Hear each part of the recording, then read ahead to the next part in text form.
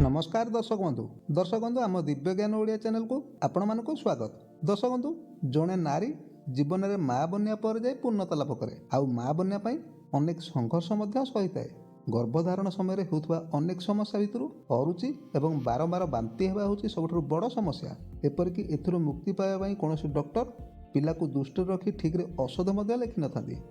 तेबे दर्शक बंधु आज आम आयुर्वेद में लिखा एपरी गोटे औषध विषय जाना जहां नेबा परे गर्भधारण समय होता अरुचि तथा बांति रक्षा मिलता है। तेबे दर्शक बंधु वीडियो रे आगु को बढ़िया पूर्व आपन गोटे मात्र अनुरोध, आपण जदि एपर्यंत चैनल को सब्सक्राइब करना तेबे चैनल को सब्सक्राइब करी पाखरे थिया बेल बटन को ऑल कर दियंतु जहा द्वारा आपण एही बळी ज्ञानवर्धक वीडियो आगु को मध्ये देखि परिबे। दर्शक बंधु गर्भधारण समय होता अरुचि और बांति रक्षा पाइबा आपण किछि अळा किछि किशमिश एवं किछि चिन्नु को बाटी छोट छोट बरकोली परी गोली को बनै दिंतु। तेबे हाँ अँला आपण केवल सुखा ही नेबे जहाँ चेरमूली बिक्री होता औषध दुकान रे खूब सहजरे मिल जाव। दर्शक बंधु अँला और किशमिश आपण समान मात्रा नेबे।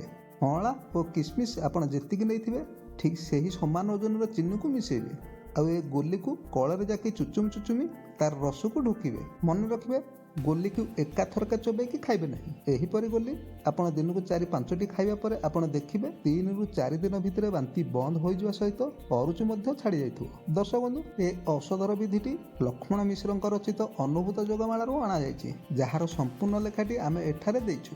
दर्शक बंधु जदि आपण एही भली कोनोसी समस्यार समाधान विषय जानिବାକୁ चाहती तेबे हमको कमेंट माध्यम निश्चय लिखंतु। आमे समस्यार समाधान करिया पई पूरा चेष्टा करिबु।